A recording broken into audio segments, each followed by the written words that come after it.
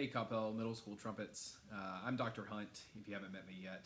I know I work with a good handful of you, but haven't met all of you yet, especially during all of the virtual learning and many of us still being at home, myself included. I haven't taught in person now since early March of 2020. So I anxiously await the moment to get back to work with y'all in person, but in the meantime, got the opportunity. I've been asked by your band directors to make some videos and instructional videos to help out with preparation for All City and those auditions that are coming up. So what you're going to find in this video are I did a warm-up sequence. It was about 30 minutes long or so.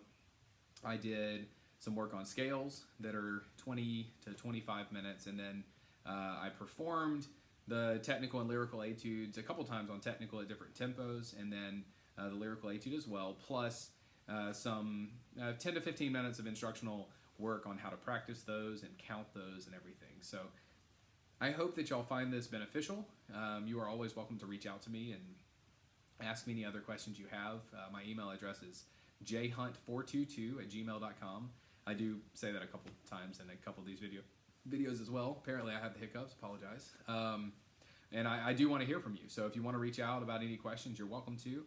Or if you want me to listen to a recording you make, or if you write in your counts for a couple measures, you can send those to me, send a picture of that by email as well, and ask me if it's correct. So I am the trumpet teacher at the high school, so hopefully you all navigate your way to the freshman center and CHS eventually, and I get to work with every single one of you one day privately. But in the meantime, this is the best we've got, so I do hope that your practicing is going well and that all of y'all had a wonderful holiday season, and that this is helpful for each of you. So feel free to reach out, like I said, and ask any of your peers for help or questions as well. So, all right, enjoy the video and yeah, get to work.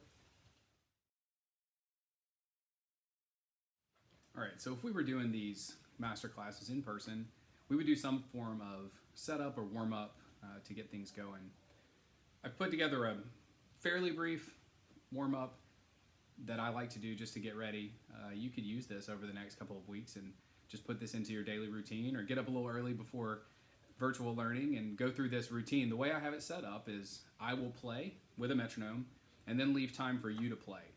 This is the way a lot of master classes or morning warm-up classes are set up, so that you get the adequate amount of rest before in between little sessions of playing, because we always need to remember we need to rest as much as we play. We are working on muscles, we are warming them up.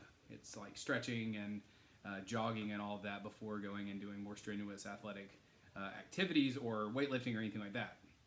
So we're going to go through 4 different studies from the Schlossberg book. I'll briefly explain them, but I'm also going to give you a printout of what these are so you can actually look at the music as well. And then 1 Arban Tonguing exercise, and then 1 series of Chicowitz flow studies. It'll give us some long tones that are good for getting our embouchure going and our lips going and kind of building that fundamental set. We're going to do some easy lip slurs, a couple more difficult lip slurs, thinking about tongue arch and the syllables O to A to E in slurring higher. The Arban Tonguing is going to do exactly what we think it would, which is just activating our tongue and doing that at 2 different tempos. And then the last one are the Chicowitz flow studies, which are great for air support, range development, sound, and tone production as well. So I'm going to start at quarter note equals 64. So I'm going to want you to have your horn up, ready to play. I will play for 8 counts, and then you will play in the 8 counts after me. So if I go da,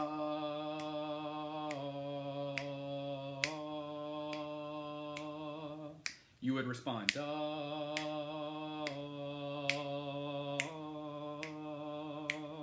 and then I'll come right back in. So I will just leave 8 counts in the middle for you to play. Pay attention to the notes that are here. Again, just reading the note names in your mind, knowing that an E sharp is the same fingering as F, knowing that E sharp is first valve, and not having to translate from E sharp to F to first valve must be E sharp, okay? Keeping with the same theme throughout all of the work that we do. All right, here we go. This is number 5 from Schlossberg. We're gonna start with the first line, then do the third line, and then finish with the second line. 1, 2, 3,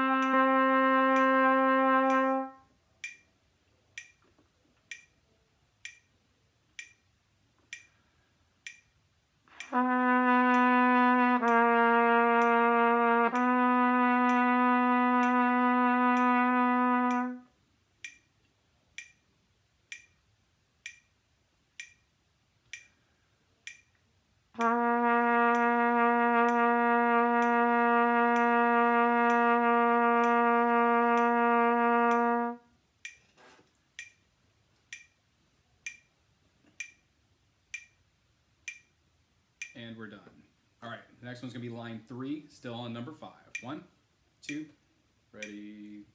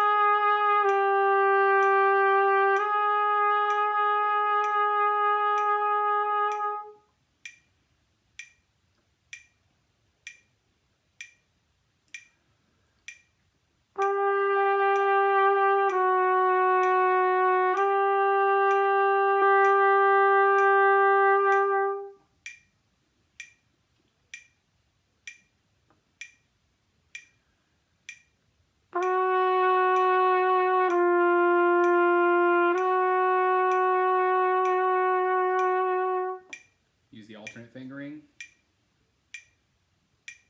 We'll do the same thing on these last two.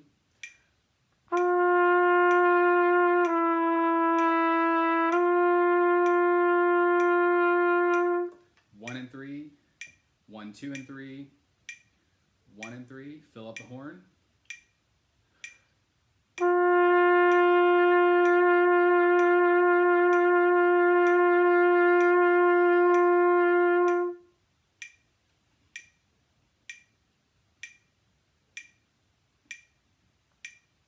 And we're done. All right.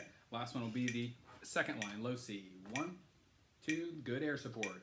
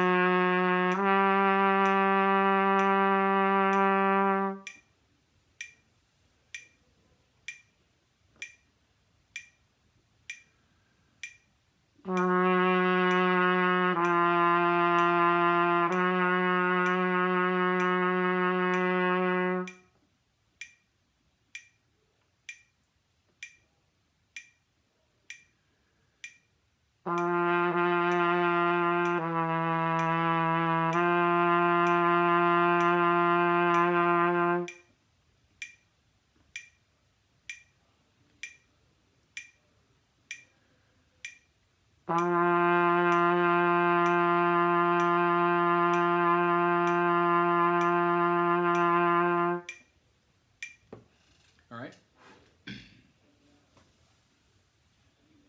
And we're done. Okay. I cut that off. Still getting used to the back and forth through a camera without actually seeing you right now. The next one we're going to do is Schlossberg number 9. Number 9, it starts to incorporate some really slow lip slurs going downward. Okay. Now the goal when doing any lip slur is to keep your face still as possible, especially when we're only moving 2 notes, 1 big interval. Okay. So the first one starts with G, G, low C.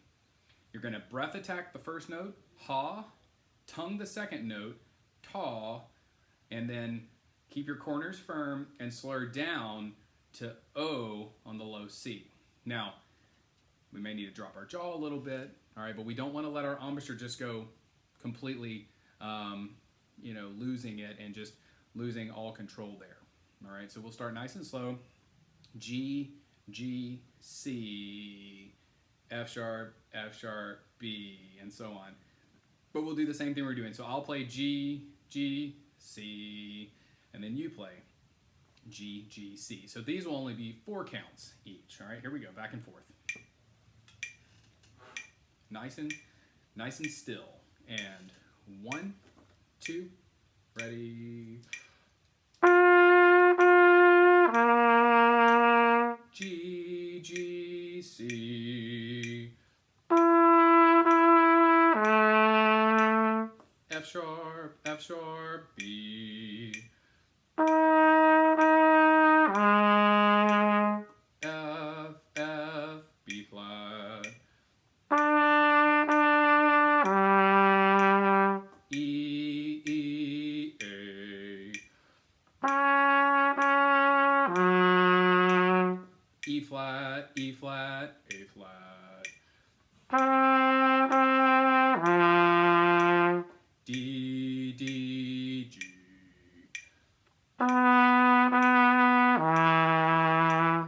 D flat, D flat, G flat. And we're done. Next line. C to G. Not too loud. Still keeping the corners set and firm, not pulling back, not smiling, not frowning, just nice and puckered to the center with a flat chin. 1, 2, second line. Ready?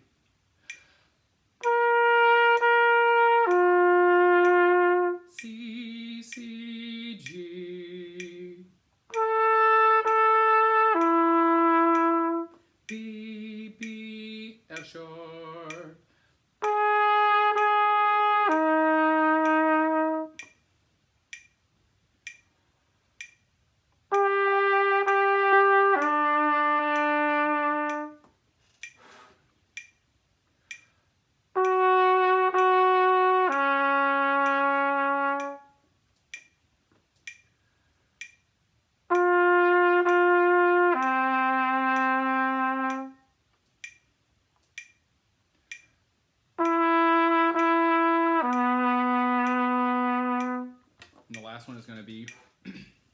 The last one's going to be fourth space E, E, E, C. All right. Again, try not to strain when playing this E. Keep it nice and relaxed. 1, 2, 3.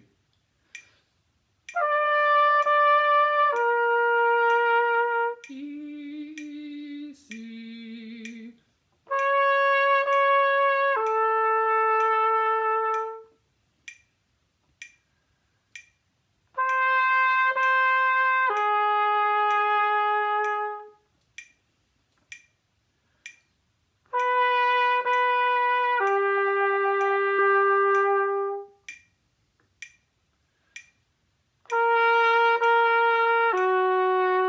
Alternate fingering to A flat.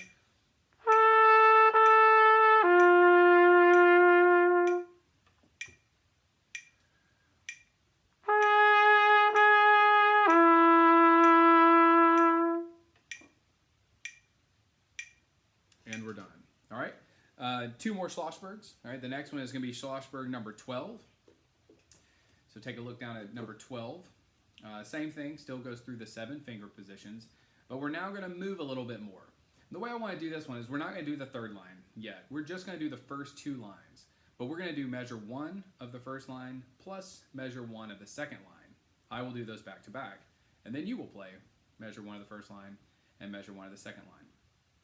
The goal here is to start to incorporate the syllables that we say inside our mouths to let our tongue control our range and move it upward, and not our corners or our chin or anything else, eyebrows, all those things, okay? So when I'm thinking low C, G, C, and then the next one, G, C, E, that's the opportunity to do 4 different syllables. We could go to, ta, e. So say that with me one time. It's going to be to, ta, e. One more time. To, ta, e. Okay? So we're going to try that. Sorry, my dogs are barking. You may hear that. So we're going to try that at about this speed. I'm going to play the first one, and then we'll start our back and forth. But let's just listen to the first one time.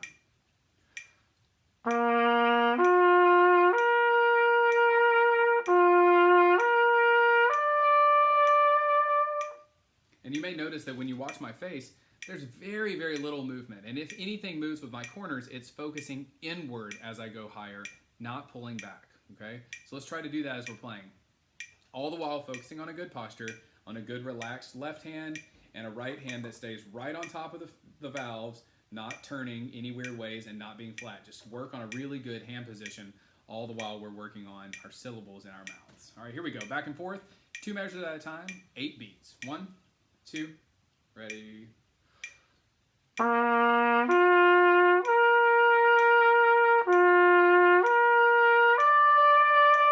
C, G, C, G, C, E.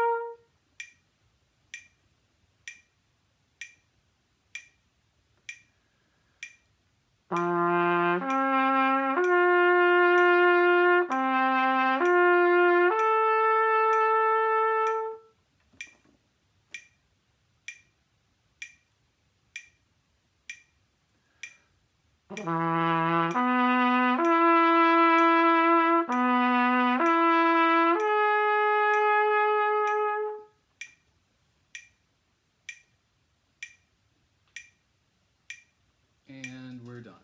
All right, one more set of Schlossbergs.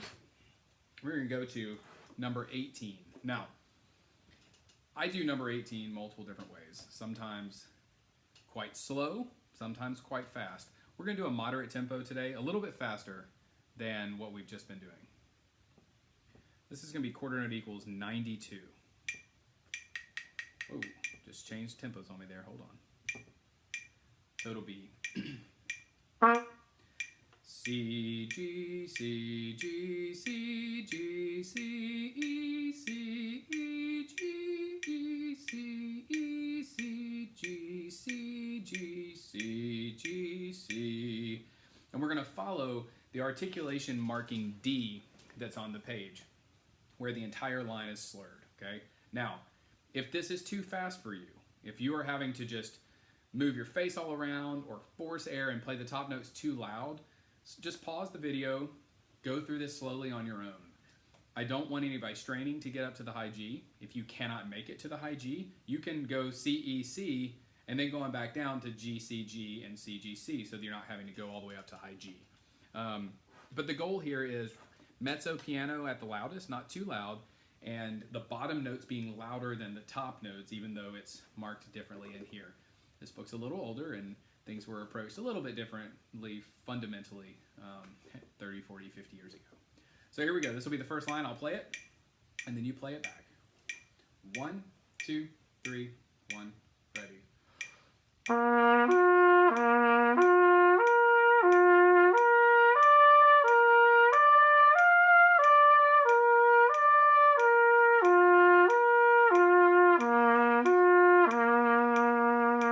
1, 2, 3, 1, ready, and C, G, C.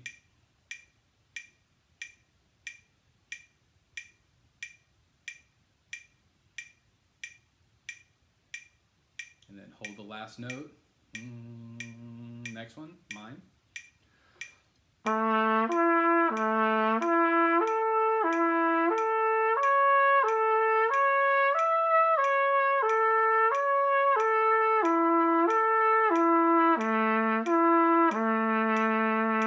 One, ready, go.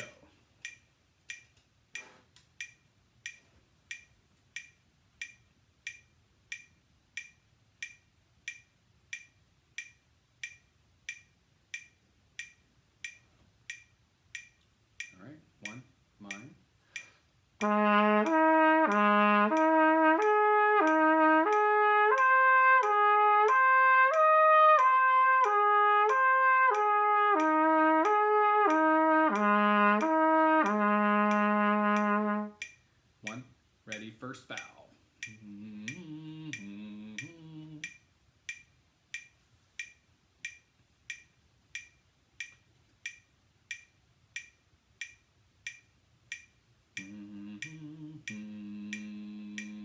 my turn. 2, ready.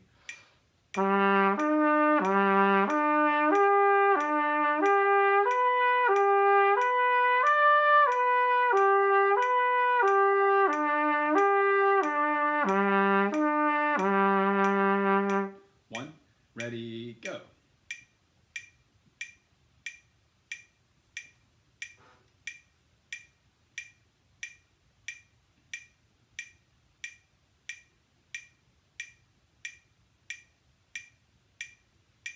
2 and 3. 1,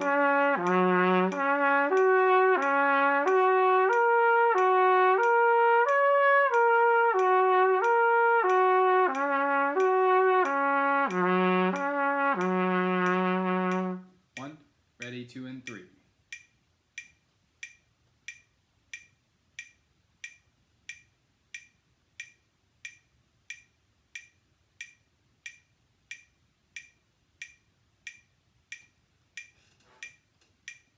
Here's 1 and 3. You may notice that sometimes you'll see me move and adjust while I'm playing. I'm looking at myself sometimes and noticing that I'm doing something poorly fundamentally. And I may fix my left hand or fix my right hand when I notice I'm getting a little lazy. So take the opportunity to put a mirror in front of your face sometimes when you're practicing and watch the things you're doing here, but also here, to make sure that we're fostering proper development and posture and all of those things. Here's 1 and 3, low G. 1,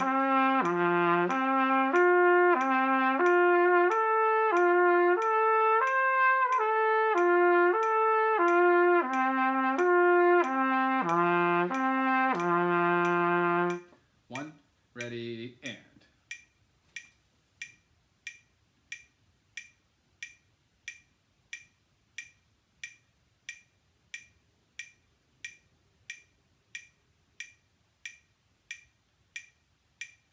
All right, last one, 1, 2, and 3.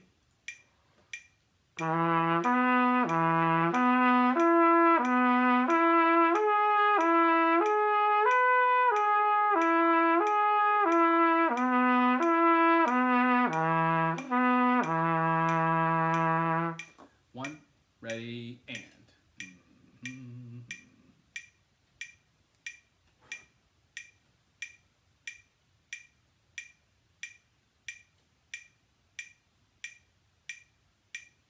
Last note.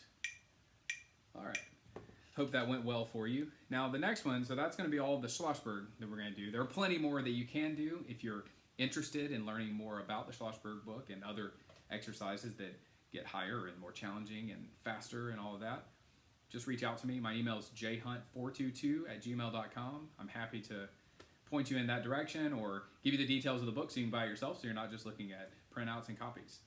But we're going to transition over to the Arban book, which is one of the oldest trumpet method books or modern trumpet method books that we have, originally written for cornet study, which many of you began on, or all of you began on, in 6th grade.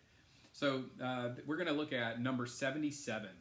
In the PDF that some of you may have of this section, it's on page 53. In the actual Arban book, it's on 175. This is traditionally a double tonguing study where we work on the tuku of double tonguing, but we don't need the double tonguing right now, especially for the etudes we're doing and most of the music that we're working on. We will work to develop our double tongue more as you get older, but for now I like to utilize these as a single tonguing exercise where we're just repeating the same syllable two, two, two, two, two, two, two, two, two, two, two, two, two, two, two, two, and so on. This one utilizes the F major scale, our F major scale, also known as concert E flat.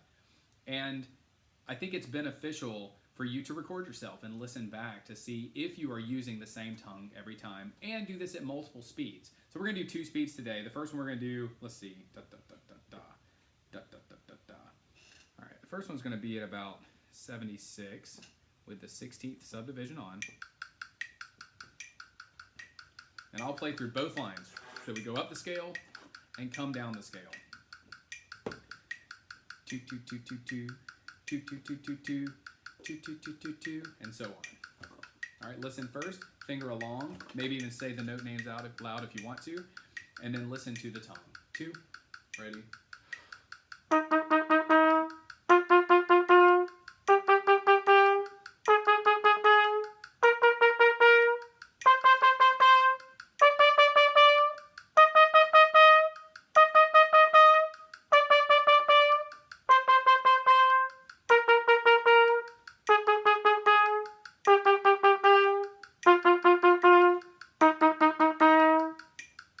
yourself. I'll count you off.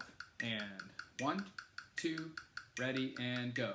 F, F, F, F, F, G, G, G, G, G, 2, 2, 2, 2, 2, 2, 2, 2, 2, 2, 2, 2, 2, 2, 2, 2, 2, 2, 2, 2, 2, 2, 2, 2, 2, 2, 2, 2, 2, 2, repeat, 2, 2, 2, 2, 2, 2, 2, 2, 2, 2, 2, 2, 2, 2, 2, 2, 2, 2, 2, 2, 2, 2, 2, 2, 2, 2, 2, 2, 2, 2, 2, 2, 2, 2, 2, 2, 2, 2, 2, 2. Now, things to think about and remember as we're going through tonguing exercises is the air has to be consistent. We can't be huffing our air at foo, foo, foo, foo, foo, and letting the air move with our tongue. The air has to be consistent. And then the tongue just breaks up that airstream.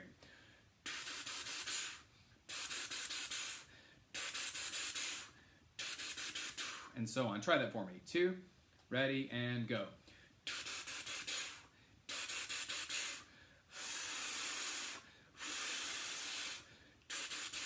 I'm just breaking up the airstream with my tongue, okay?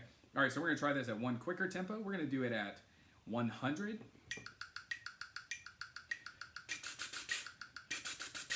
Two, two, two, two, two, two, two, two, two, two, two, two, two, two, two, two, two, two, two, two, driving through to the 8th note in each measure. Okay, here we go. And 1, 2, ready.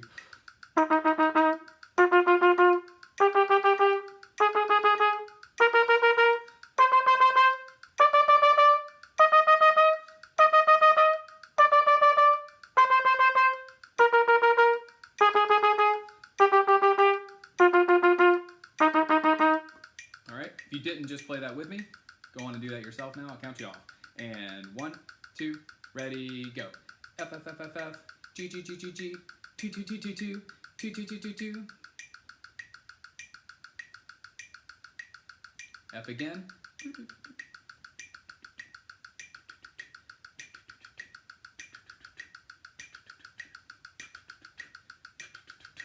All right, I hope that went well. You can always go faster. You can always go significantly slower. Do, do, do, do, do, and just practice that consistent airstream as you're doing it. All right, the last exercise in our setup today we're gonna do is a set of flow studies from Vincent Chicowitz. You'll see these for the rest of your trumpet life. They are utilized now across multiple brass instruments, but they were developed by Chicowitz, who was a trumpet player. So we're gonna start with the flow studies. I have put all of them in one giant document where it says Chicowitz full, and you'll see that they're in every key. We are going to start with number 1. We're going to do all the ones that start on G, so we're not going to go to the multiple keys or anything, and we're going to go all the way through number 9. So we're not going to do number 10. Number 10 goes up to high D. Number 9 is already going to probably be a little too high in extreme for many of you, so at whatever point you feel you need to drop out because you are changing your embouchure or pulling your corners back or just straining too much, that's okay. But for those of you who feel comfortable trying to go on up to high C in number 9, let's do that and listen to the pitches as you come down. The goal is to do every line that we play in one single breath. It is a flow study where we're letting our air flow and go consistently across the increasing range and register of the trumpet. So we're going to start with number 1. And even though it starts on G, this is actually the 5th note of the scale. So this is actually in the key of C. As you can tell, we end on a C major arpeggio, G, E, C, which means those, as you go down, the last note is the key you're in, not the first note, because we are starting on the 5th scale degree. So we're going to start with number 1. I'm not going to do this with a metronome. I'm just going to play the flow study in time, sort of, and then I want you to listen and play it back for me, and we'll just go through this set, and then we'll be done. Here we go. This is number 1 from the flow studies.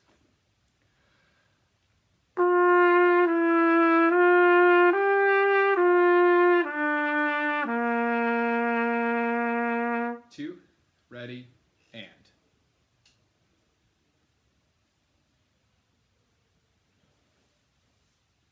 All right, go down to the next page. Number 2, also starting on G, ending on C.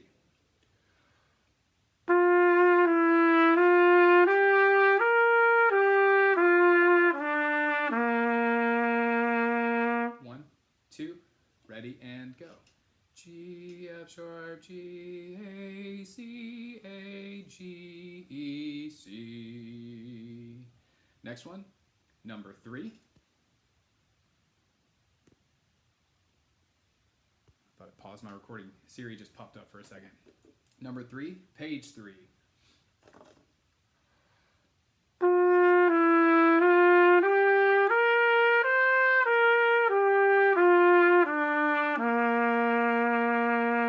One, two, ready, and.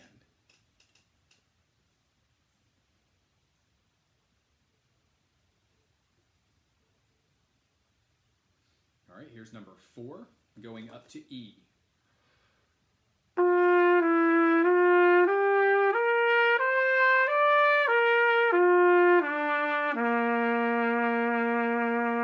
Notice we skip D on the way down, so pay attention and read the notes as you're playing them. Here we go. 1, 2, line 4, and G, F sharp, G, A, C, D, E, C, G, E, C. All right, number 5, here we go. Number 5, going up to F.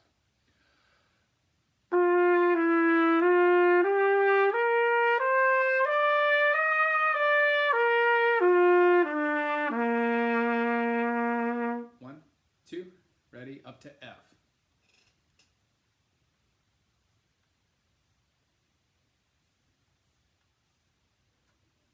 Last note. Number 6, up to G.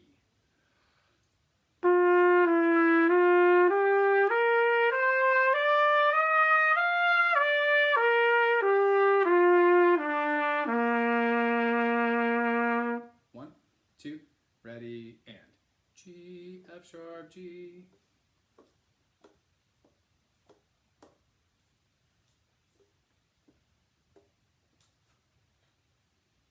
Just a few more. Number 7, up to high A.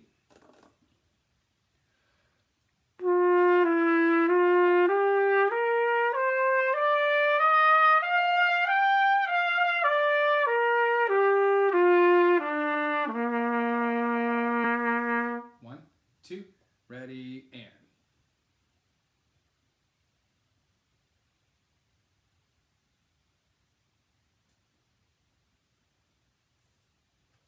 Last note. All right, here we go. Number 8, going up to high B flat. So G to B flat, leave A out, then back to G.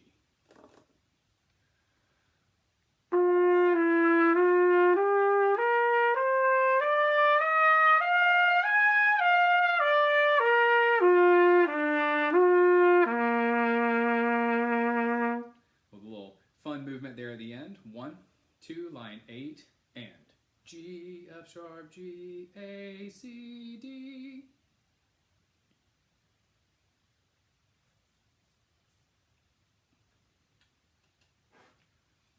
All right, last one, number 9, up to high C. So we go G, A, high C, back to A, G, E, and on the way down.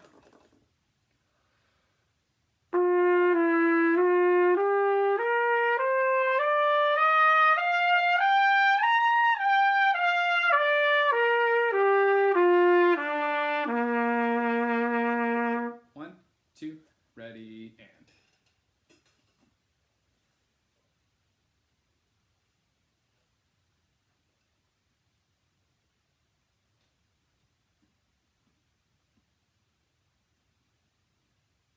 All right, so that is our warm-up setup. It was about, looking at the clock, about 30, 35 minutes long, probably about 30 minutes of playing.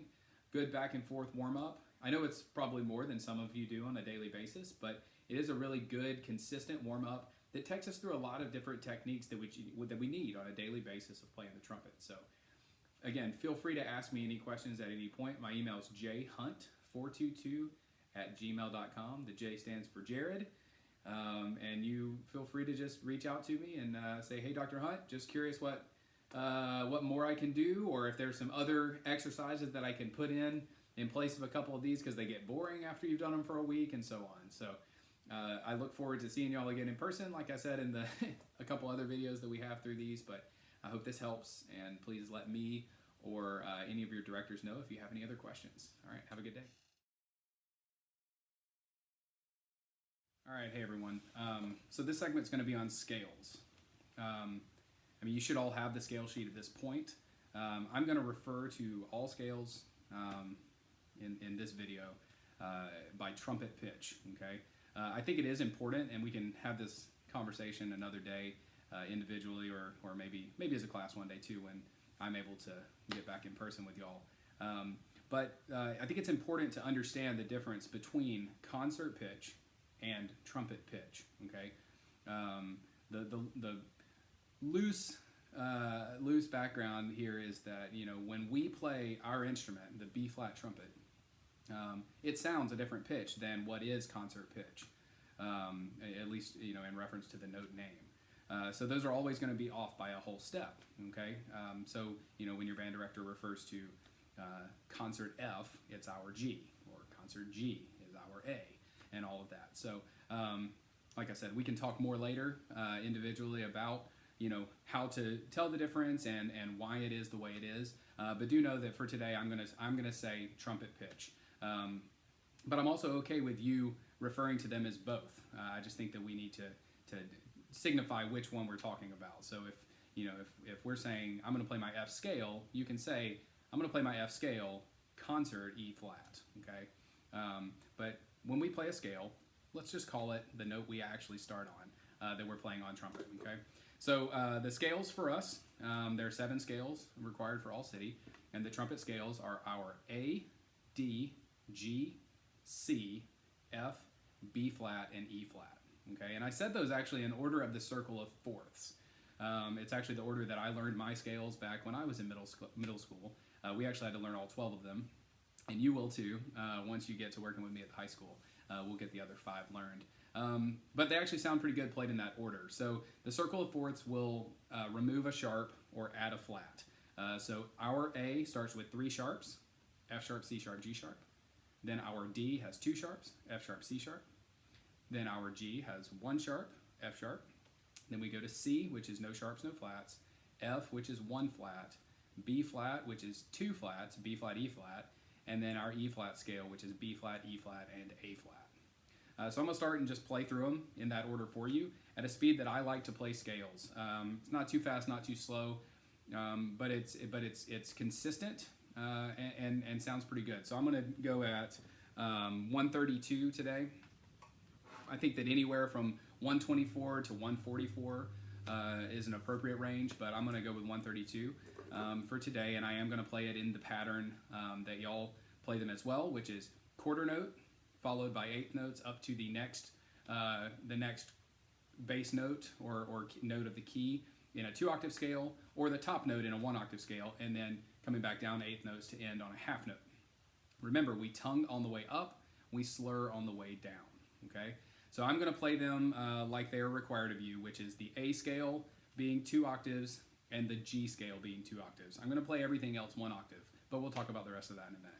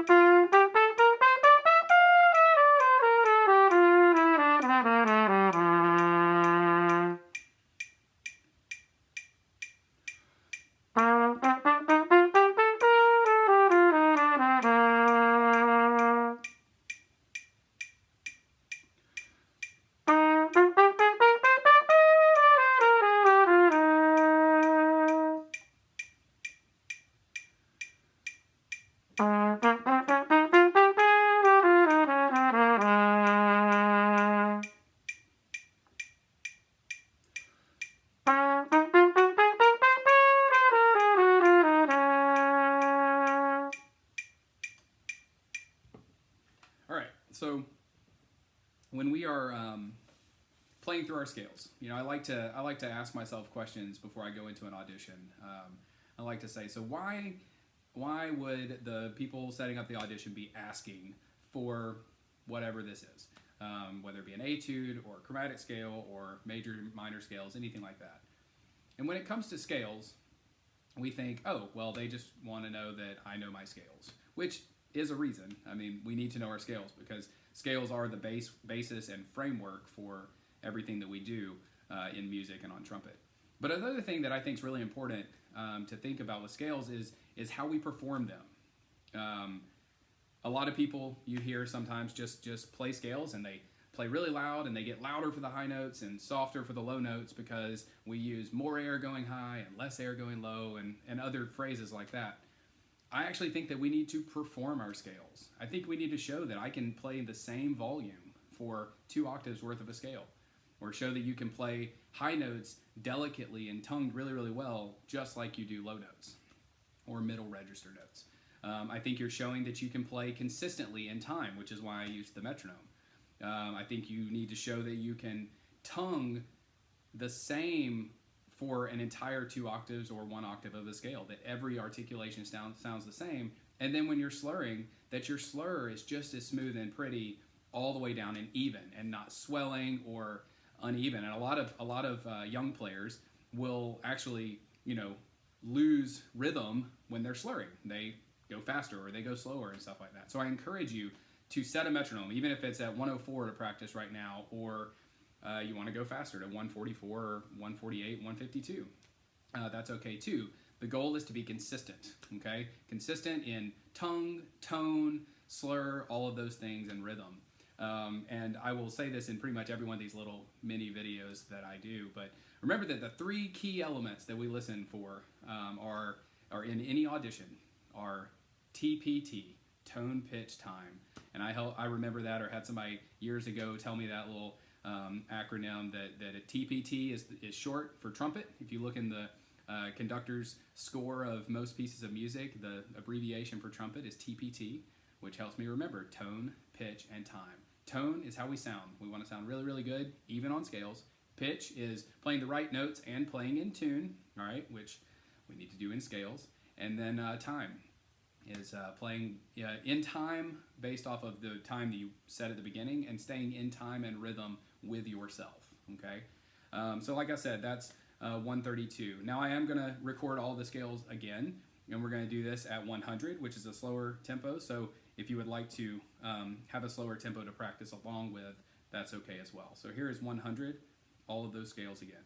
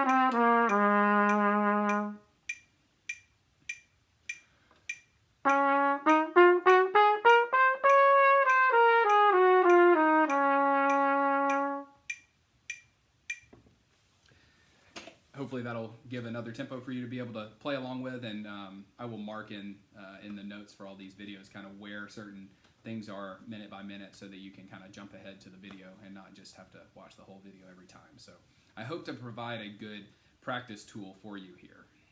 Now let's talk about the 2 octave scales, okay? Is everyone supposed to play a 2 octave scale? The general answer to that is yes. You should try to play the correct 2 octave scales for A and for G. But it doesn't mean that everybody is meant to play the 2 octave scale, okay? Will you get points counted off if you only do 1 octave? Yes. But as a judge, when I've judged a lot before at all city things and all state and everything, I would rather hear you play with a beautiful tone and beautiful rhythm in the range that you can do than to strain yourself and make more mistakes going high, because I think you'll probably get more points counted off trying to strain and mess up and start over in a 2-octave scale sometimes than you would just playing the safe route and going with a 1-octave scale. Okay, now each of you can discuss that individually with me if we think it's the right option for you or not. So feel free to send me an email or whatever about it, and we can talk about it. Now, as far as the B-flat scale, the trumpet B-flat scale, which is also concert A-flat, as far as that one, if it is one of the ones that is asked and you feel really, really comfortable playing to a high B-flat, it's not required, but I would recommend trying to do it because it shows, again, another half step higher than the A scale. It shows that you can play consistently up there and play with a really nice sound. Now, again, if it involves you blasting the top 2 notes and not sounding good doing it, I think it'll hurt you more than it'll help you. But I do challenge some students to play up to the B-flat, especially 8th graders, if we're already consistently working up in that range. So I'm going to play the B-flat scale now, 2 octaves back at 132.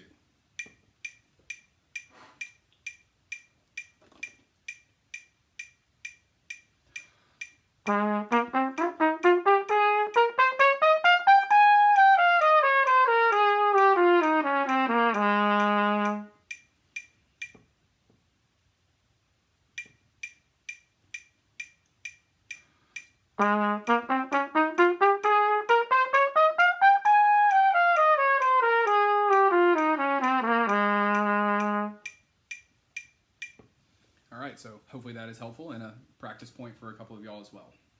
All right, let's talk about the chromatic scale.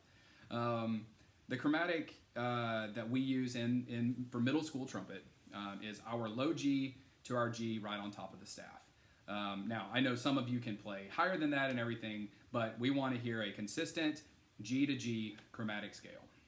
For those of you who are in 8th grade getting ready to go to high school, do know that at the end of this year, this semester, you will be expected to play what we call the full range chromatic scale. And I view that as your full range. So for some of you, it may still just be G to G. For some of you, it may be low F sharp to G, so adding just one note. Others may be able to go to A, some to B flat, some to C, some even higher to C sharp and D. But that is used at the high school level to really kind of separate the players who more comfortably can go into the upper register. But we'll have that conversation later, plus the 5 other major scales. So the 4 sharps, 4 flats, 5 sharps, 5 flats, and then the 6 sharp or 6 flat, because they are the same scale, just written one with flats and one with sharps. Some students I hear, the chromatic scale, they just go way too fast. I mean, like way too fast, blowing through it, show how fast your fingers can work, but it's messy and out of control. Some also go really slow and have to take 4 or 5 breaths throughout. I think that you need to find a tempo that you can do the chromatic scale in one breath, but that you can also play with a really even rhythm and really, really consistent sound and tongue on the way up and slur on the way down, just like our major scales. So what I'm going to do is I'm going to do 2 different ways. I'm going to play the chromatic first as if we're thinking of it in 8th notes at a pretty quick tempo. I think of my chromatic in 8ths, but I know a lot of people think of it in 8th note triplets, so I'm going to do it both ways. I do want to point out, though, that we don't want to play a long note at the beginning and then go up the chromatic like we do our major scales. Sometimes students make that mistake. And we don't want to hold out the top note. So it's just tongue up, slur down, and the only note that is longer than any other is the last note. So this is going to be 150 with the chromatic scale in 8th notes.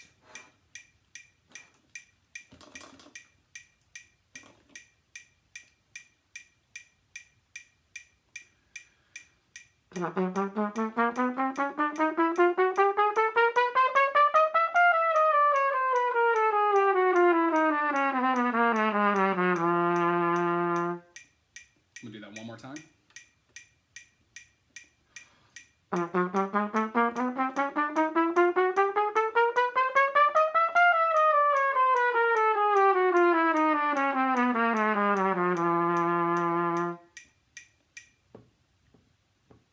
All right, now this one's going to triplets at 104. Okay.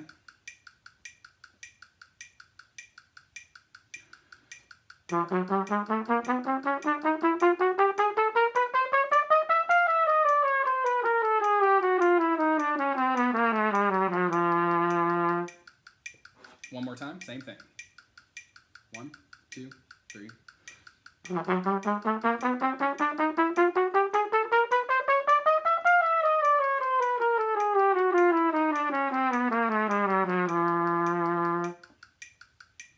right, now, last thing with both our major scales and our chromatic scale.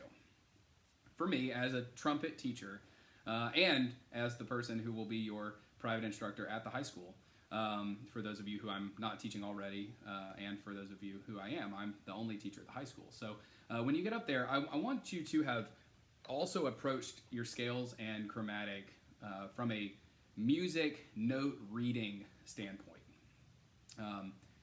You know, as we're in our first few years of playing an instrument, we're learning a lot of things. We're learning rhythms. We're learning embouchure. We're learning air. We're learning posture.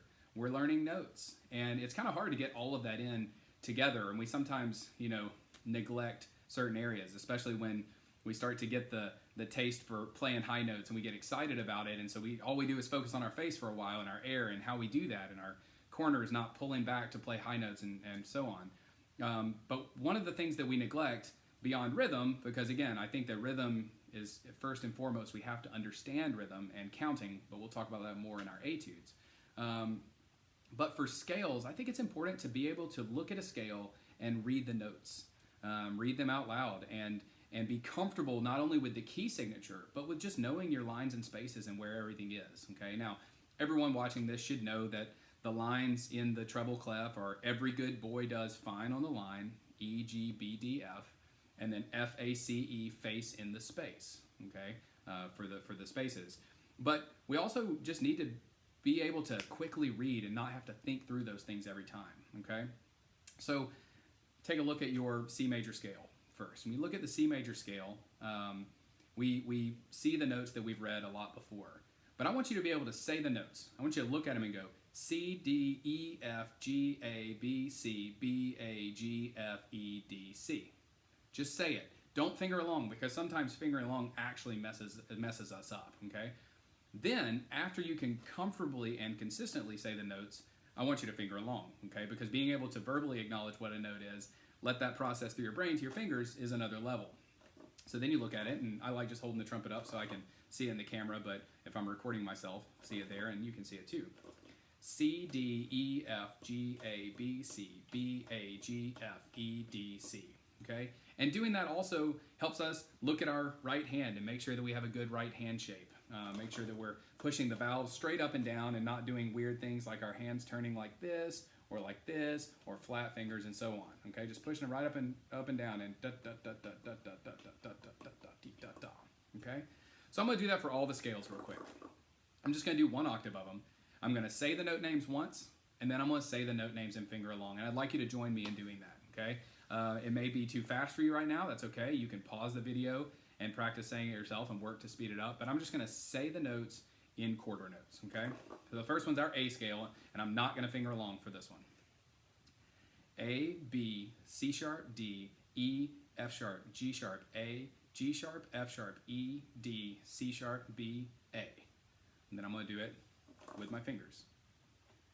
A, B, C sharp, D, E, F sharp, G sharp, A, G sharp, F sharp, E, D, C sharp, B, A.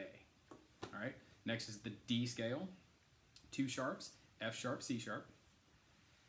D, E, F sharp, G, A, B, C sharp, D, C sharp, B, A, G, F sharp, E, D. We'll do that on the horn.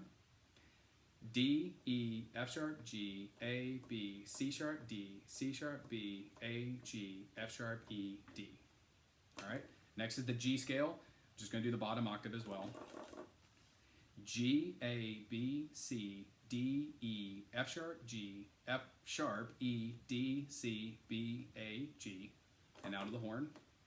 G, A, B, C, D, E, F sharp, G, F sharp, E, D, C, B, A, G. 4 more. C, C, D, E, F, G, A, B, C, B, A, G, F, E, D, C. I hope you didn't say a sharp or a flat anywhere in there. On the horn. C, D, E, F, G, A, B, C, B, A, G, F, E, D, C. F scale, 1 flat, B flat. F, G, A, B flat, C, D, E, F, E, D, C, B flat, A, G, F. To the horn. F, G, A, B flat, C, D, E, F, E, D, C, B flat, A, G, F. Our B flat scale, 2 flats, B flat and E flat. B flat, C, D, E flat, F, G, A, B flat, A, G, F, E flat, D, C, B flat. B flat, C, D, E flat, F, G, A, B flat, A, G, F, E flat, D, C, B flat. All right, and then the last one is our E flat scale, 3 flats, B flat, E flat, and A flat. E flat, F, G, A flat, B flat, C, D, E flat, D, C, B flat, A flat, G, F, E flat. Back to the horn. E flat, F, G, A flat, B flat, C, D, E flat, D, C, B flat, A flat, G, F, E flat. All right, now, I hope that went okay. But feel free to do this some and practice this, all right? I recommend scales on a daily basis. Plus, once you get really good at scales, I mean, you can warm up a little bit, make sure everything feels good, and make a run through scales in like a minute. You know, I can play all my 1 octave scales probably in, I don't know, 45 seconds maybe. Who knows? Maybe I'll try it here in just a second. All right, so chromatic scale, one more time. I think it's important to be able to look at the notes of your chromatic scale, the whole thing, and read it. Get practice seeing the note, reading them as sharps on the way up and flats on the way down, okay? Because we do have to see them both. And I've had this conversation with students a lot before. It's kind of like learning a foreign language. You know, the ultimate goal of learning, say, Spanish is not to read or hear something in Spanish, translate it to English, formulate a response in English, translate it back to Spanish to then say it. That's not the goal. It takes too long, right? The goal is hear something in Spanish, respond in Spanish, all right? Is to actually understand the language. Music's the same way. You know, we don't have time to look at an A sharp and think, okay, A sharp, that raises it a half step, and A to B, that's the half step lower than B, so it's a B flat. So A sharp and B flat are both first valve, right? We don't have time to make that translation in our mind. The goal is A sharp first valve, okay? So I'm going to read straight through the notes of the chromatic scale. Well, I'm going to try and do it by memory here, okay? I'm going to go straight through the notes of the chromatic. I'm going to go a little faster than you probably will feel comfortable, many of you, but I challenge you to work on this, even if it's just 1 octave or 6 or 7 notes in a row. Get used to being able to read the notes of the chromatic and get good at that so that we learn music quicker in the future. All right, here we go. G, G sharp, A sharp, B, C sharp, D sharp, E, F sharp, G sharp, A sharp, B, C sharp, D sharp, E, F sharp, G flat, F, E flat, D flat, C, B flat, A flat, G flat, F, E flat, D flat, C, B flat, A flat, G. Now, I've done that faster before, but I don't want to mess it up today. So, all right, one little last bit, just to see and time myself with a ultimate challenge of being able to play my scales every day. So I'm just going to go through the circle of fifths and play 1 octave of all 12 of my major scales. Sorry, the circle of fourths. So I'm going to start with C, and I'm going to end with C at the end. Okay? Here we go.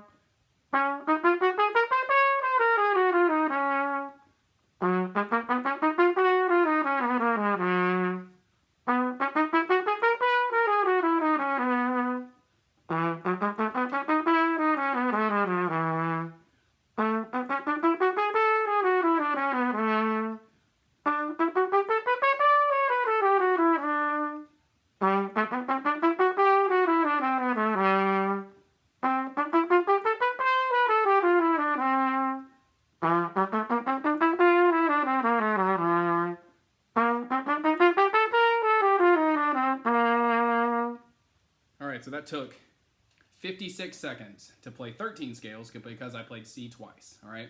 1 octave, just going straight through. And if you get to a level where you can do that, even with just these 7, or maybe ultimately with all 12, where every day you're just getting a run through scales, either reading them or doing them by memory, it's really, really going to benefit your development on the trumpet. So I hope this little scales chat helps, and look forward to seeing y'all again in a little bit for both of our etudes, and we'll go from there.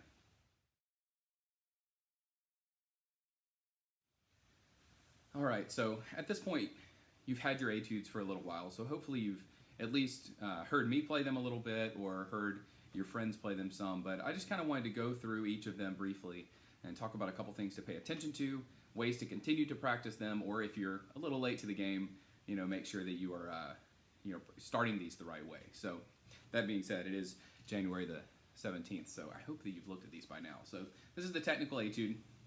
It's in 2/4 time, as you know, which means 2/4 means 2 beats per measure, and the 4 tells us that the quarter note gets the beat. Remember, if it's an 8, it means it's the 8th note gets the beat. If it's a 2, the half note gets the beat, and so on. But 2/4 time, quarter note gets the beat. It starts on the pickup, which means it starts on beat 2 when we're counting. Now, I've gone through kind of an adjustment of counting with many of you, but just the way I want you to know the way I count. I'm not going to count the quarter note and the 8th note subdivision and clap the rhythm. I'm just going to count the rhythms that we play on. Okay, so for example, if it's 4 8th notes, I would count 1 tay, 2 tay. If it's 2 quarter notes, I would count 1 2 and hold through. It's a half note, I would go 1 and then wait. Now, the same goes for 16th notes and understanding those rhythms. So this video would get really long if I go through all the intricate details of explaining where 16th notes are in the beat and all, but just know that we have 4 16th notes, 1 ta, tay, ta, and that's how we're going to count these, okay? So counting and understanding how to count these is really the first thing that we want to go for. Okay, so I'm going to go through counting first. Then we'll talk about the key signature and the notes, and then we'll talk about practicing these. And then right after this segment, I do have a recording of myself playing this at 64 for you to practice with the metronome, at 86, and then at 100 for those of you who really want to go for it and up the tempo. So let's start with counting. I'm just going to count the first 4 measures, just so we make sure that we're looking through this. Sometimes it's really helpful to write in the counts. Make sure you really understand what beats you're playing on, where you're counting, and all of that. So you are welcome to send me a picture. I've already had a couple students who have sent me a screenshot from their iPad of all the counts written in, and I'll give you some feedback and tell you if you're close or you nailed it, or if you're really far away and need a little bit more work. So just kind of looking through the first 4 measures with the pickup. I'm just going to go note by note so we can kind of discuss through it without, dwelling too much on where everything is. So we start on beat 2. It's an 8th note. There's an 8th note following it, so that's 2 tay. The next measure, we have a dotted quarter note, or dotted 8th note. And a dotted 8th note is 3/4 of the beat, which covers 1 ta and tay. It covers all of those. So that's 1, and then the 16th note following it would be the last ta of the beat. Okay, so far we have 2 tay, 1 ta. Then we have 2 more 8th notes, 2 tay, another dotted 8/16th, and 2 more 8th notes, another dotted 8/16th, and then we have 4 straight 16th notes. So it's just 2 ta, tay, ta, and then a quarter note 1. So slowly this would be 2 tay, 1 ta, 2 tay, 1 ta, 2 tay, 1 ta, 2 ta, tay, ta, 1 rest. Okay, and you don't have to say rest, you can just pause, but if you're using a metronome, you want to make sure you're able to do that with the metronome. Now, these rhythms repeat themselves a lot in this etude, so there's not a lot of, we need to figure out the next 4 measures. You should be able, if you can do one of them, you can do the rest of them. But just a couple measures to point out. Measure 5, only 8th notes, right? So we have 1 tay, and then we have a rest on beat 2, and that little 7 looks like a 7 rest. It's an 8th note rest, so that's beat 2, but it's only half a beat, which means the 8th note following it is on the tay of 2. So that measure would go 1 tay, tay. Okay, it happens again in measure 6. Similar rhythms on through the next 2 lines. Measure 19, we have 2 straight beats of 16th notes, so that's just 1 ta, tay, ta, 2 ta, tay, ta. Same thing going forward in measure 23. The next line, the 4th line, is very similar to the rhythms in 17 through 24. It just is in a different key, which we'll talk about in a second. The one that's given people a lot of trouble is the first measure of the fifth line. This is a dotted quarter note, not a dotted eighth note. Okay, so be really careful that you don't go 1 to 2, because then that's just one beat, or 1 to 1 is what a lot of people are doing. This one gets 3/8 notes worth of a beat, or 3/8 notes worth of time, which is a beat and a half. So this goes 1 te 1. So we're leaving out we go 1 or 1 te 2 te 1 te 1. Okay, so that's a much longer note than anything else we've had. 1, 2, 3, 4. Fifth measure of that line, of the fifth line, has A flat, F, D. The D is a quarter note tied to an eighth note, so same length, a beat and a half. We just will not say beat 1. And then a bunch of eighth notes and similar rhythms going out. So I'm going to go through this entire etude and count it with the metronome at 64. All right, we mentioned before that we're going to stick with the slow tempo for counting purposes, okay? So here's the tempo. And I'm going to go for counting it. Follow along, please. I'll count us off. I'll say 1, 2, ready, and 1, 2 te. And start on 2 te. Okay, here we go. 1, 2, ready, and 1. 2 te, 1, ta 2 te, 1, ta 2 te, 1, ta 2 ta te ta 1. 1 te, 1 te, 1, ta 2 ta te ta 1. 2 te, 1 ta 2 te, 1 ta 2 te, 1 ta te ta 2 ta te ta 1. 1 te, 1 te, 1 ta 2 ta te ta 1. 1 ta 2 te, 1 ta 2. 1 ta te ta 2 ta te ta 1 te 2 te 1 ta 2 te 1 ta 2. 1 ta te ta 2 ta te ta 1 te 2 te 1 ta 2 te 1 ta 2.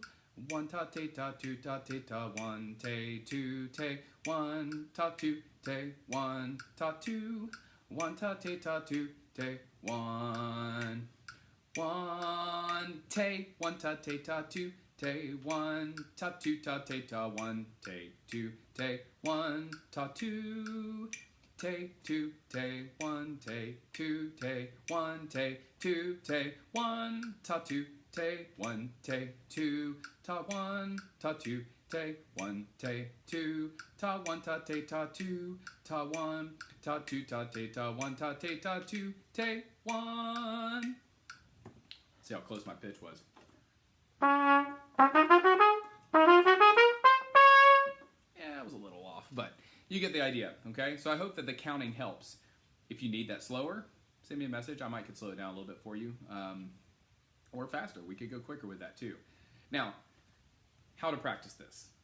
We first of all need to make sure we understand the key signature, okay? So you should be able to name the key that this is in because you already know this scale, and this is one of the scales we've done. So take the key signature of this and compare it to the key signature of the other one. I'll give you a second to look at it if you don't know it yet. So we have 3 flats, B flat, E flat, and A flat. That scale is our E flat major scale. Try playing through your E flat major scale one time.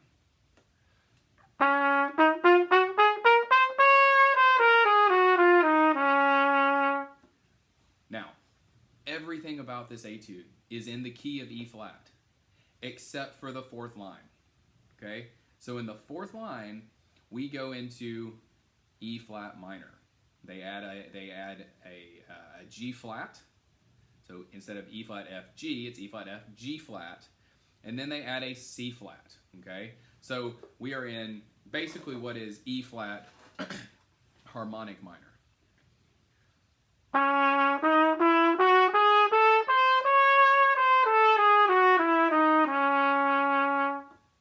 Which is another discussion for another day, all right? But you need to understand that it changes here, and that C flat and G flat exist for this entire line. So don't let it throw you off. You just need to get used to doing that. And again, like we've talked about in other things before, we don't want to translate what C flat and G flat are. We want to know that both of them are second valve instantly. So when you see a C flat, you push down the second valve. You don't have to go, okay, C flat, what's a half step lower than C flat? That's a B. Well, B second valve. Oh, okay, so a second valve. It takes too long to do that, all right? So let's make sure that we're recognizing what C flat is immediately every time, okay?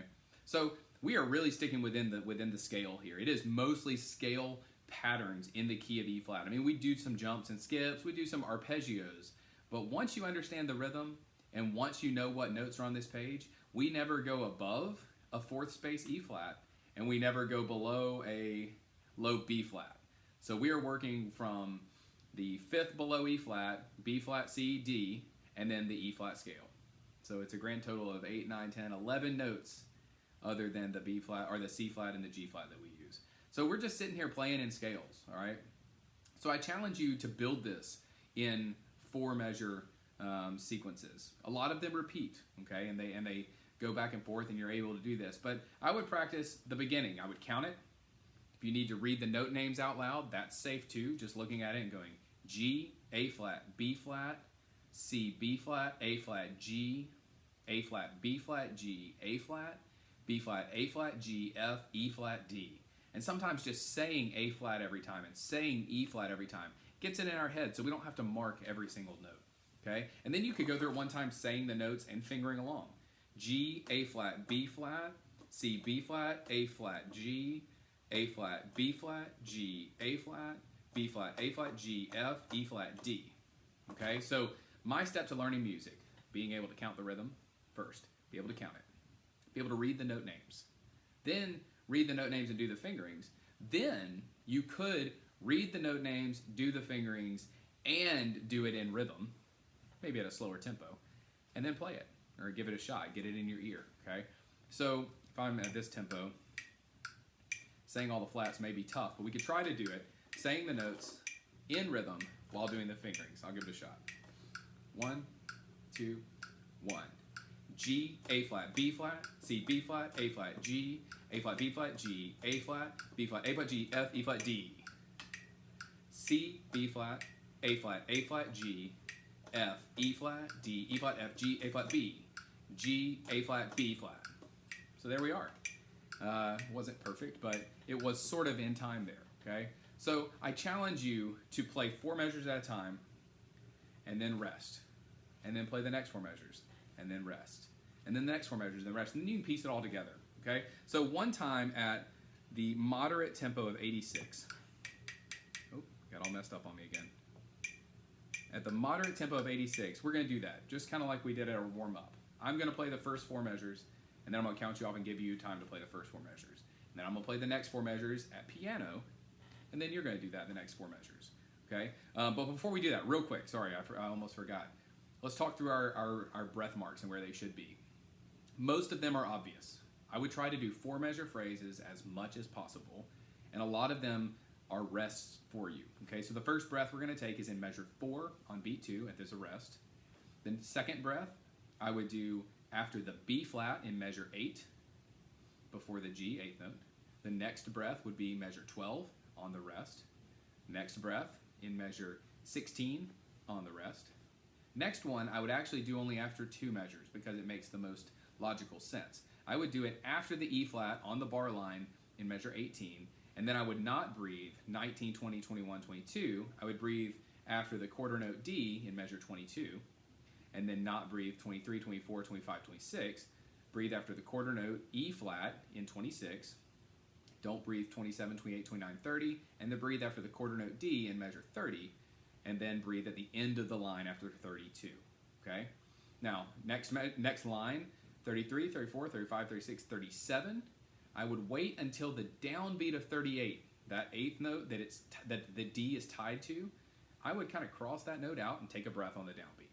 Da, da, dee, bum, bum, bum, okay? And then I would wait until the next line, second measure of the final line, after the G dotted quarter, or dotted 8th note, 4th measure of the final line, after the A flat dotted 8th note, and then I wouldn't breathe again, okay? So let's try to incorporate those breaths as we do our 4 measures back and forth. That'll be the last thing that we do on this one in this video, but then you do have the 3 different tempos that you can listen to and practice along with as well after this. So here I'll play the first 4 measures at 86, and then I'll count you off so you can do the same. 1, 2, 1.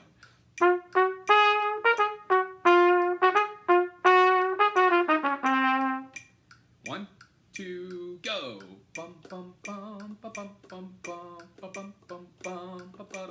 bum. Okay, make sure you're getting the accents in as well, right? Just a little heavier articulation. We're gonna do that with those first 4 measures one more time, and then we'll keep going after we focus on the accents. Here we go. 1, 2. All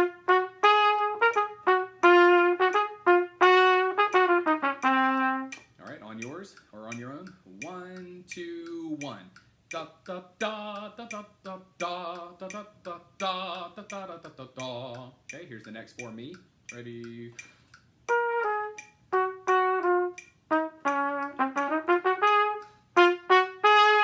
Okay, right on the downbeat of 5, going to the downbeat of 9. 1, 2, ready, and go. Da da da da da da da da da da dum dum dum. With that mezzo forte change at the end of the measure. Here we go. Measure 9 to 12. 2, ready.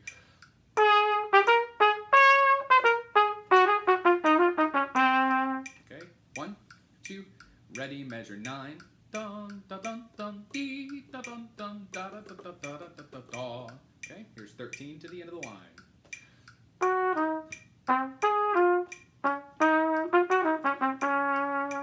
One, 2, 13, and go. Da da dee da da da da dee da da da da. Okay, here's 17 to the downbeat of 21, but I will take the breath after measure 18. 1, 2, 3.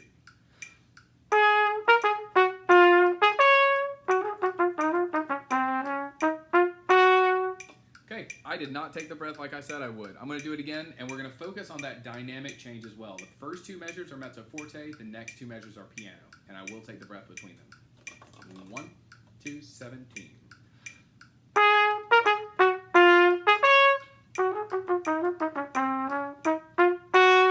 Okay, your turn. 17 to the downbeat of 21. 1, 2, ready, and go. Dun dun dun dun dun da dee. Da da da da da da da dee da da da. Mezzo forte again. All right, here we go. My turn. 21 to the downbeat of the next line. 2, ready.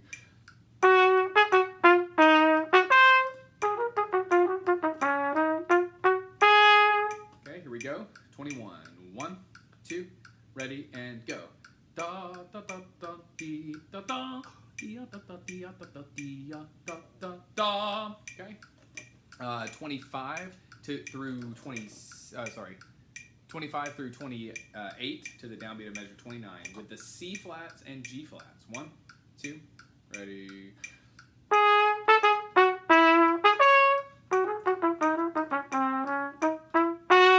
Here we go. 1, 2, 25, and go. Da da da da dee da da. Okay, now 29 to the end of the line. 1, 2, 3.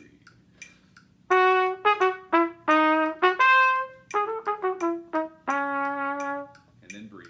All right, here we go. 29 to the end of the line. 1, 2, ready, go. Da da da da dee da dee da da da da dee da da. All right, next 4 measures. This is measure 33, 34, 35, and 36. 1, 2, ready.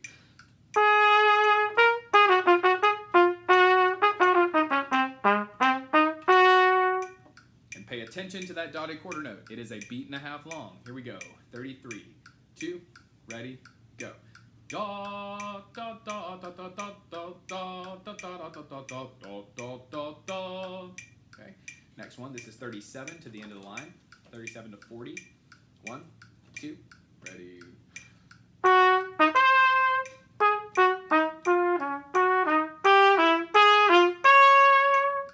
Okay, 37 with the breath right on the downbeat of 38. 1, 2, ready, go. Dum da dee, dum dum dum dee on dee on dee on dee on dum. Okay, watch that big crescendo from piano. Write an SUB before piano. That means subito piano, or suddenly soft. Okay, and then we'll have our crescendo slurring every 2 notes. Check your articulations here. All right, there are some slur 2 tongue 2s throughout this, so make sure you're really paying attention to da da da da da da and how that goes. Plus these 2 measures, dee-ah, dee-ah, dee-ah, dee-ah, dum, da-dum, okay? And pay attention. This might be a good spot to practice saying the notes as well. G, E flat, A flat, F, A, F sharp, B flat, G, E flat. Okay, I want y'all to play that one more time. This is 37 through 40. 1, 2, ready, and go. Da, da, dee, da, da, da, dee, ya, dee, ya, dee, ya, dee, ya, da. Okay, this will be 41 through 44. 1, 2, 3.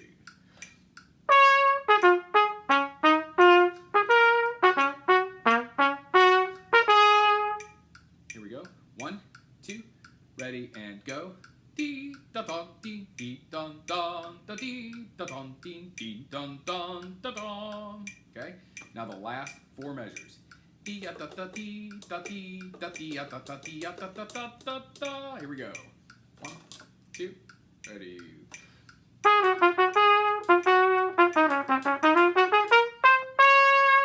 Now by yourself. 1, 2, last 4 bars. Okay,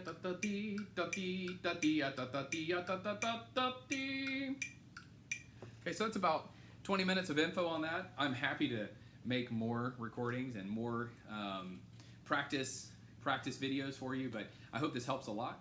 If you have any questions, again, please feel free to reach out to me. And this is the technical etude at quarter note equals 100. I think that that's probably about the maximum tempo that we should go to accurately get all the dynamic changes, accents, and everything else involved.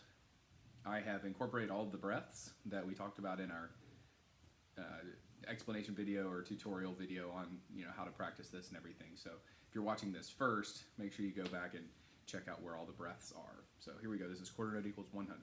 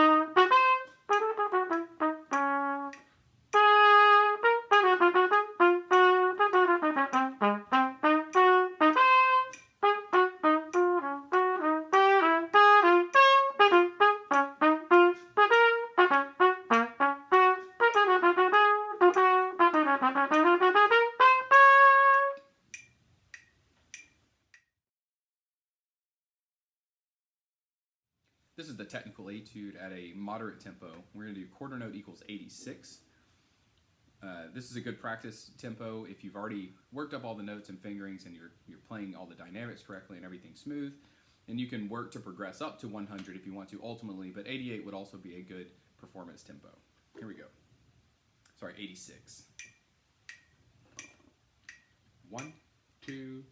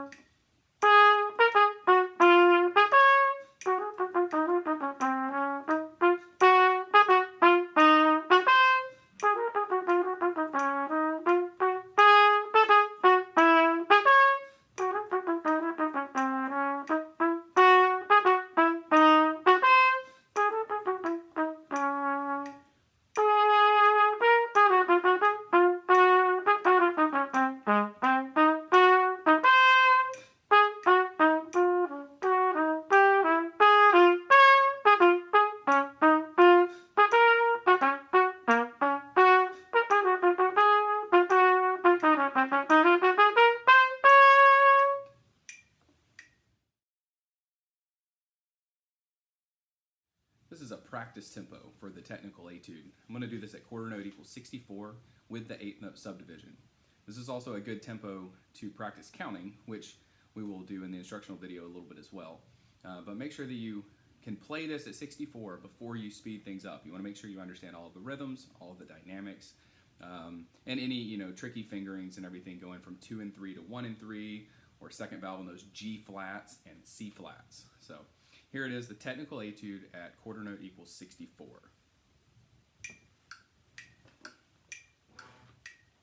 One, two.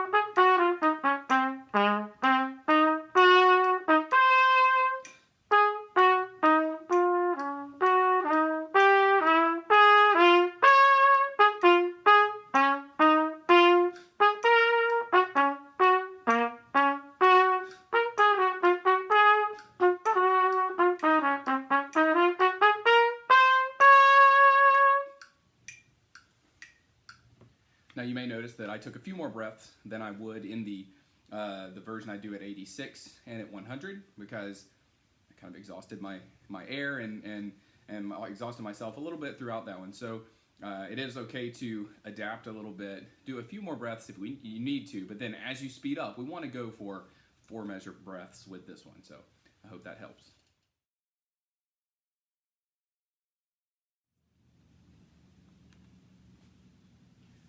All right, this is going to be the Lyrical Etude.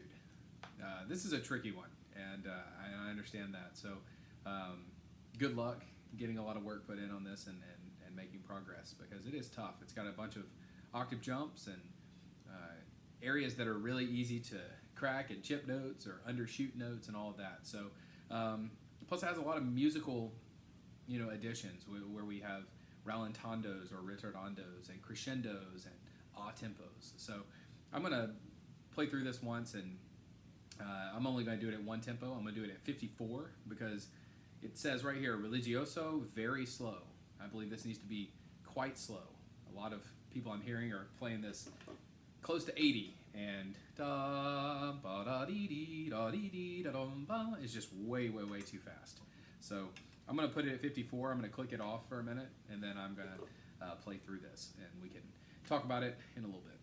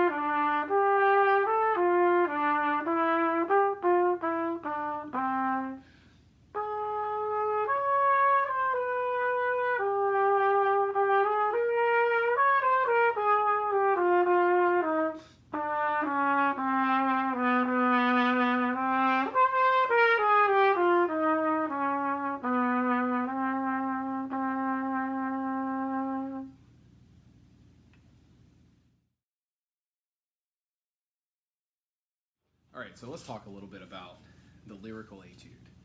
I want to make sure you have a pencil out because I have a couple things I want you to mark. I have marked 1, 2, 3, 4, 5, 6, 7, 8 breath marks in this entire etude. So I'm going to go through it kind of slowly, and good thing about a recording is you can always pause it and go back and check where I suggest that we breathe. So let's start with the beginning. I'm a fan of 4 measure phrases for as long as we can make it through this.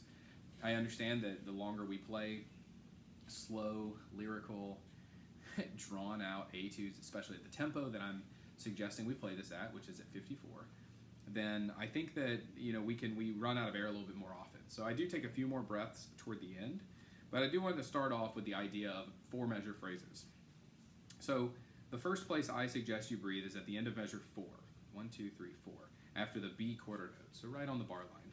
B da da dee da da da D. And you'll take a breath there. And then at the end of measure 8, which is the second measure of the second line, there's a rest right there. So it's a good place to breathe.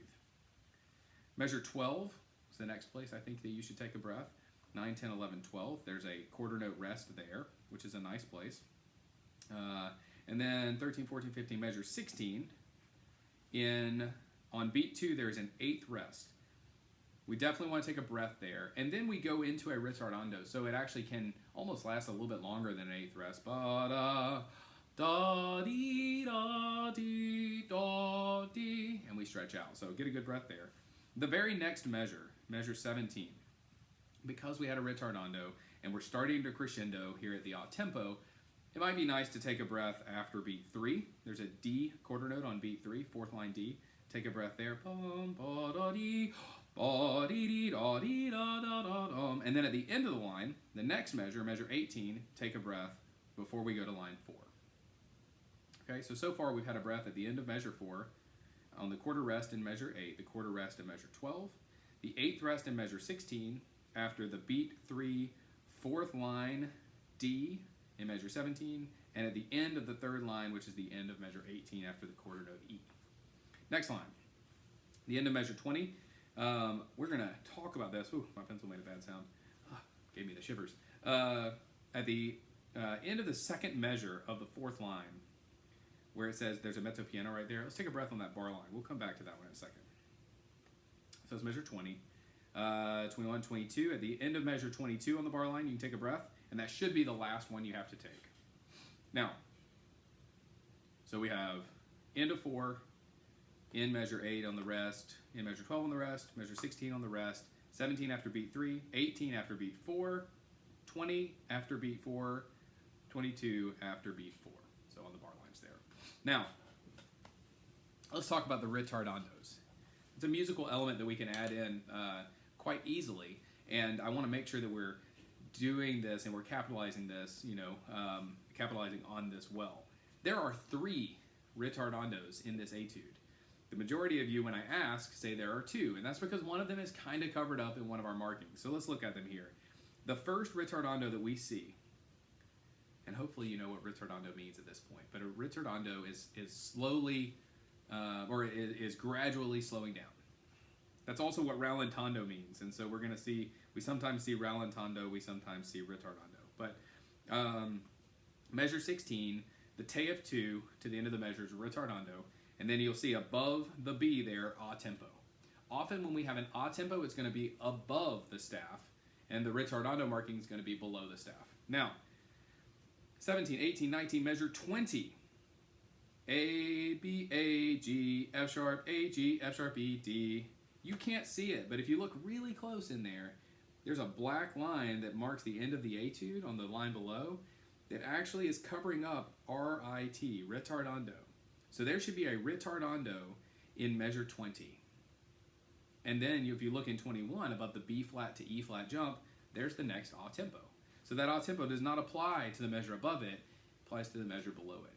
And then in the last measure that we have, so that's measure 20, 21, 22, 23, 24, there's a molto ritardando there.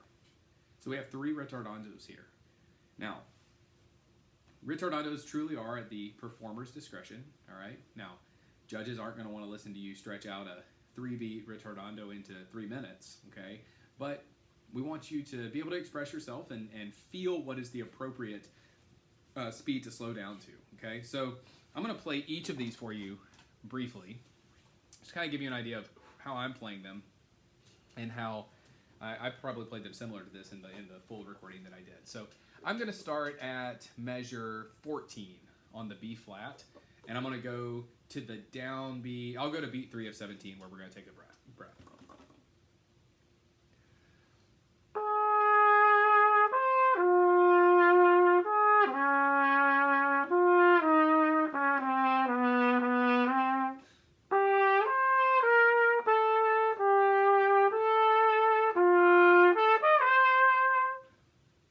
Excuse that cracked note. All right, but you get the idea. We go, we slow down until the downbeat of 17, and when it says out tempo, that's when we pick up the pace again.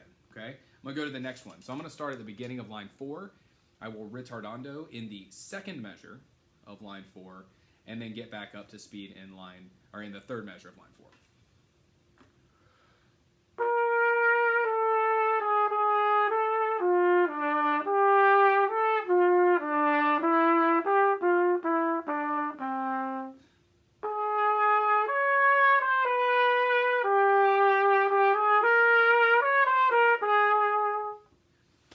And then the last one is the ritardando in the final measure. So I'm just going to play the final measure here.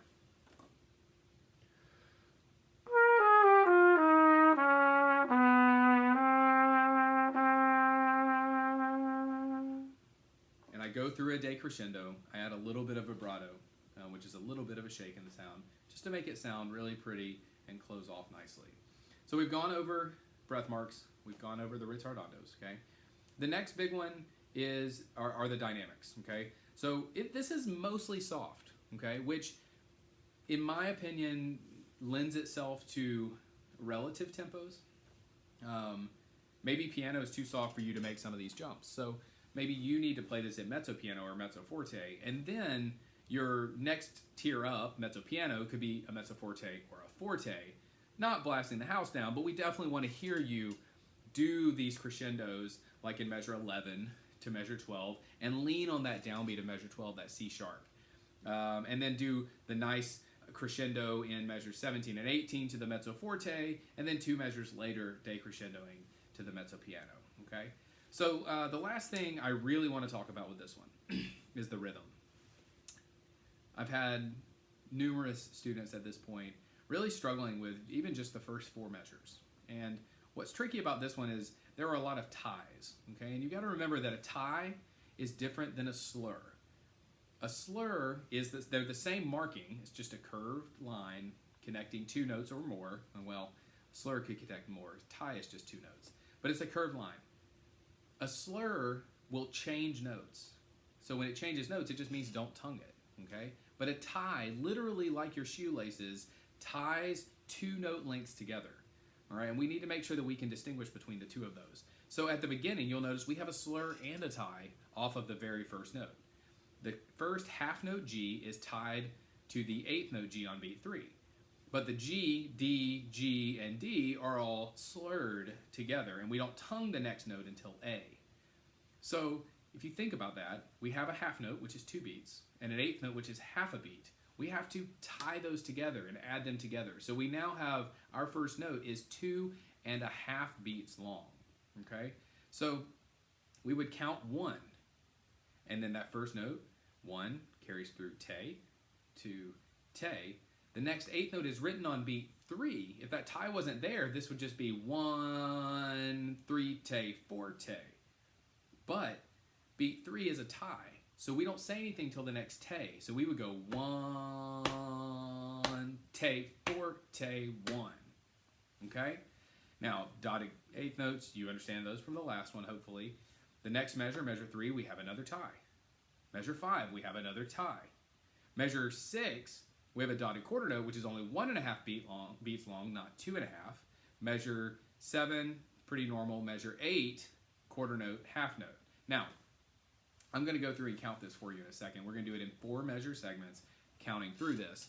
But I do want to point out the 1 staccato that we have in this, the staccato in measure 8. Now remember, it really matters where the dot is on a note. If the dot is beside a note, it adds half the value of that note to it. If the dot is below or above the note, it is an articulation marking, and in this instance, it's staccato. Okay, staccato does not mean short. That's a bad word. Don't use the word short for staccato. Okay, staccato means separated. Okay, so I played this about the length of a 16th note with a 16th rest. Or sorry, I played about an 8th note with an 8th note rest going into the half note. So we don't want to hear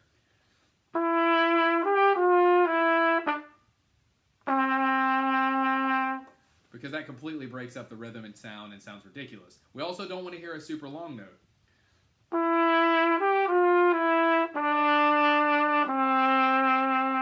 Because then you're disregarding the staccato marking altogether.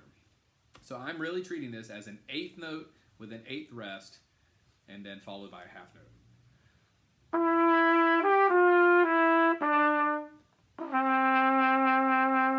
Let me do that one more time.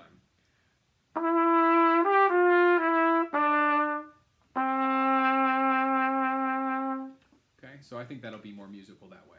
All right, I'm going to put my metronome back on 54, and I'm going to count through the first 4 measures.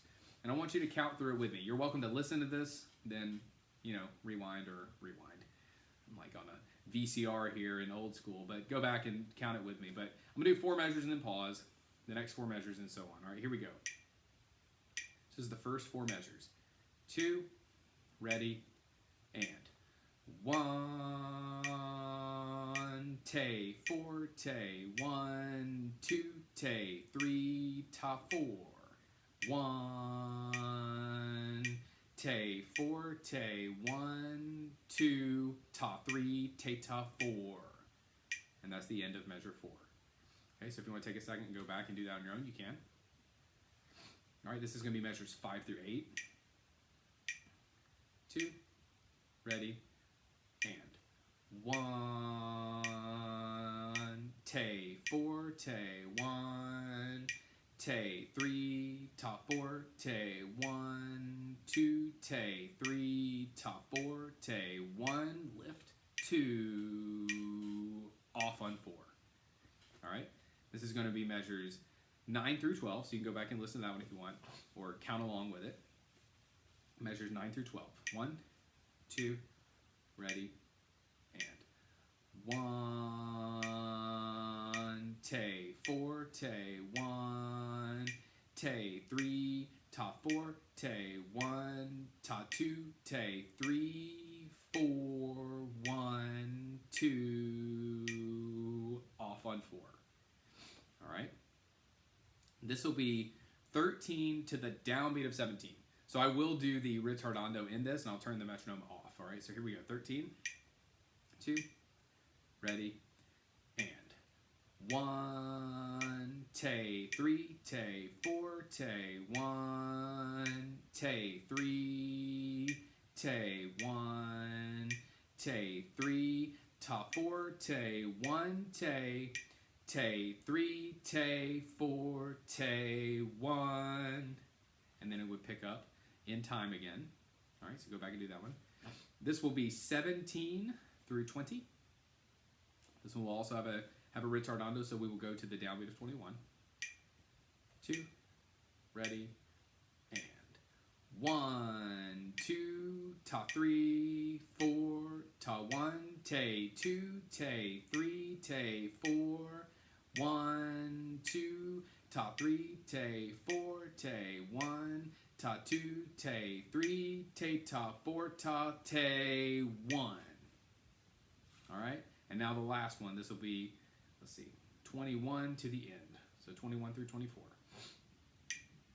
2, ready, and 1, 2, ta, 3, 4.